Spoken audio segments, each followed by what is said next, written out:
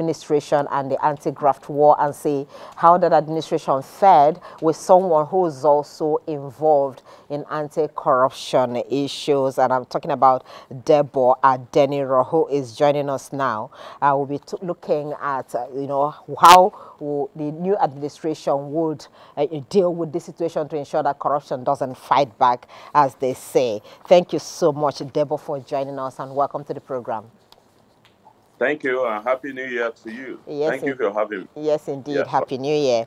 So, Deborah, I know you've been following trends and what is happening in the country as regards, anti-corruption, and we've talked so much about the last administration, even before the new administration took over, because you have been in. Yes, I remember very well. You are the chairman of the Center for Anti-Corruption and Open Leadership. So, give us an appraisal of how you think the Buhari administration fared in 2023 at least, or in the past administration, the 4-year or the 8-year term, as far as you can remember. Did it fare well, or did corruption also fight the administration back, as they always say? Thank you very much. There's no head of government that can do things exactly the way everybody wants it. But in fairness to Buhari administration, it started well by operationalizing a number of legal instruments that could have curbed corruption. The implementation of TSA, which is now being suspended or somehow, the BVN, which he didn't start it, but then he implemented it, and it took a lot of courage for him to implement that. If those ones were allowed to work, it could have curbed corruption to a very large extent. Then when you look at several other instruments like NFIA, it used to be NFIU, somehow it became NFIA. And that is to control the flow, the internal flow of currency. Then the FRCN, Financial Regulation Regulatory Council of Nigeria, that is domiciled with the CBN, if it was allowed to work, it will award. And the SCUMO, that is a special control unit against money laundering, which is domiciled with EFCC, and Act 2, that is domiciled with ICPC. As Act 2 is anti-corruption and transparency unit of ICPC that should have a desk in all the MDAs. All of these legal instruments will have combined to prevent commission of corruption crimes. But you also know that Buhari took over from an administration that was touted to be neck deep in corruption. And a lot of people were indicted in that past regime. Don't forget that it was during Buhari administration that 2 former governors were actually convicted. That had not happened the way it happened before. Outside Ibori, James Ibori, that was convicted in the United Kingdom.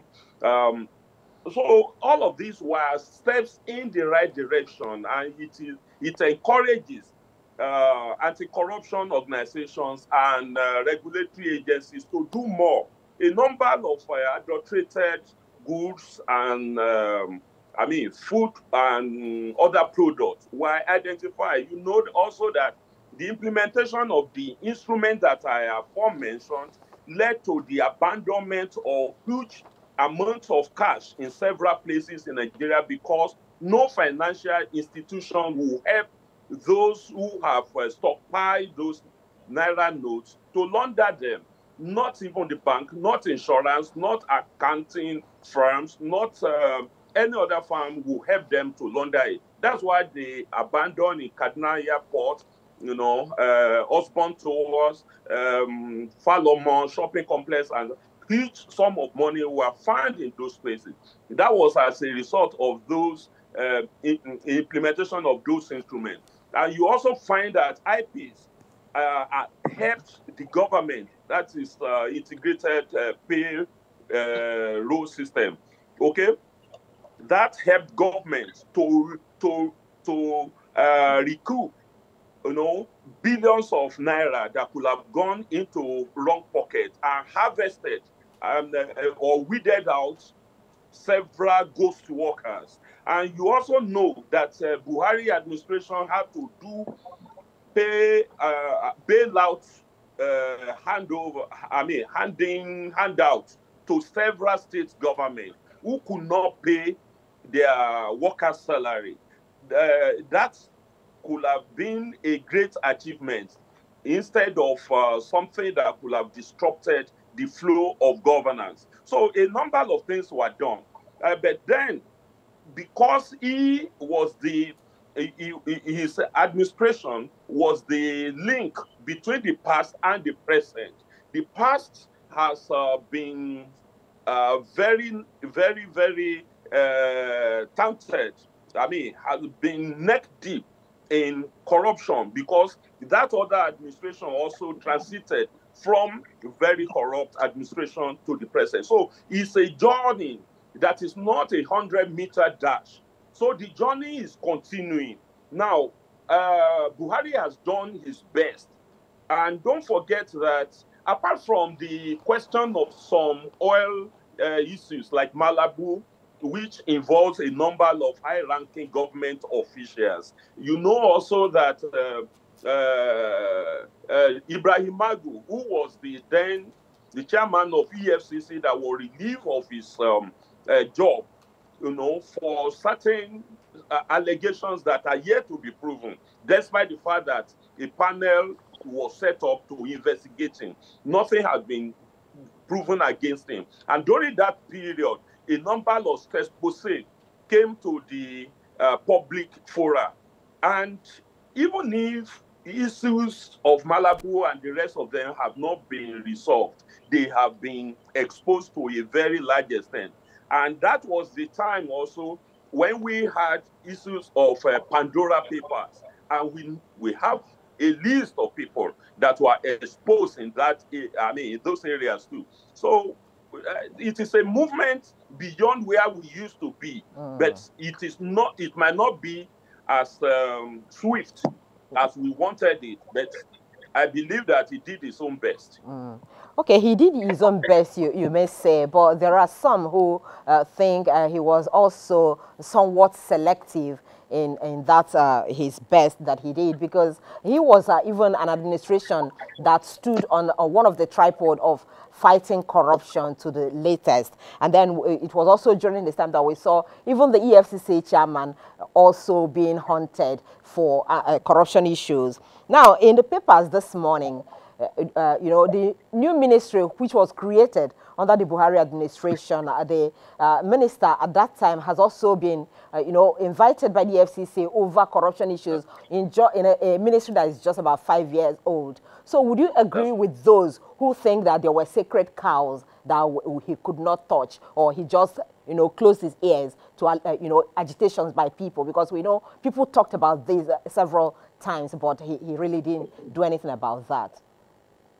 I really don't believe that he treated anybody like sacred cows. But no matter how smart an agency is, an anti-corruption agency is, some corrupt elements have perfected the art of circumventing the cost of justice. We will always have 1, 2, 3 of those who work with the government to circumvent the cost of justice. Those are the ones that have been seen to have escaped the long arm of the law. Look at Emefiele. Buhari was just gentlemanly in his approach, and he allowed people to represent. He delegated duties, and it is those to whom he delegated these duties that actually betrayed him. And that was why you have somebody like Emefiele not discovered to the tail end of his terms of office. And look at how the pursuit after Desani Alison Madueke, her case was pursued to some level that Madueke could no longer hide. wherever she is in the world. She has been tagged now that anywhere she is, her location will be known to the law of the United Kingdom. Then, when you look at issue of Magu, I mentioned it the other time. It is just a few people within the government knowing that Buhari was gentleman. He cannot oversight everything. I mean, in all honesty, and the National Assembly was so docile also. Those who should perform oversight functions on corruption didn't do well. And those are the people that allow corruption crimes to happen before they begin to chase it all about. They are reactive, they are not proactive. And I told you, I listed a number of instruments that were in place, and Buhari developed the political and public will to operationalize those legal instruments. That was the best Buhari or any president could do. Then when you now see that there are loopholes, because criminals will always create avenue to perpetrate their evil trade. Now, that was what happened.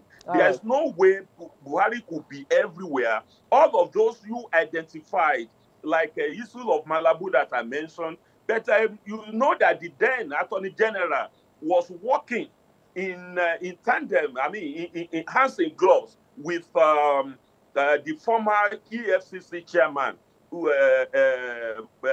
Bauer, you know, who was who had to be allowed to go, you know, because of some of these allegations that were leveled against him. So there's no way you can have everybody as puritanic as some people who want or everybody in government to be, but they only have to do their best, and the whatever is remaining is to be corrected by the succeeding administrations, and that's what I think is happening. The present administration is there to examine what happened during Buhari days, then look at what is right, strengthen what is right, and look at what is wrong, and weaken or eliminate everything that he did wrongly. So basically, we are no longer where we used to be. We might not have gotten to where we are supposed to be, but we are not stopping. Yes. That is quite understandable, yeah, really. But, you know, they say that the buck usually stops at the, you know, table of whoever is the leader. Today, if the anti-corruption war fails, you know, people will say the Buhari administration. Nobody would remember whether it was a minister who didn't do his job well or not. And that is why some people believe that, you know, the firmness with which Buhari came into power, people believe that he was going to do wonders, particularly when he talked about anti-corruption, because everybody or many people really know him as a man who is not corrupt, so to speak. But it would seem like even his appointees, whom he should either take out if he feels they are not delivering on the job, he didn't muster that courage to do that. And that is why people are thinking that he would have achieved a bit more if he had done that. It is not about having courage or not. Buhari was, like I said, was gentlemanly in approach. He wanted to have complete information about the malfeasances of those who worked with them. Some of them are very clever. I mean, they are clever crooks who will always hide everything they do away from the prying eyes of those who should oversight them. There is, if there is conspiracy of the criminals, it will be difficult for the innocent to break into that cycle and find out the criminality that has been perpetrated. That was what happened to Buhari. Buhari thought that, that there is a way that certain people have been doing their best, but the best is not yet manifest in the eyes of the Nigerian people. Those who should give him information didn't give him. So if he doesn't have cogent reason why he should let his members of his cabinet go, then he didn't have to let them go. And he believed also that he's not going to recruit new hands from other planets. All right, we must thank you very much, Debo, for your thoughts on this one. Of course, Debo has been very involved for decades, I should say, in the fight against corruption with his, of course, NGO or several.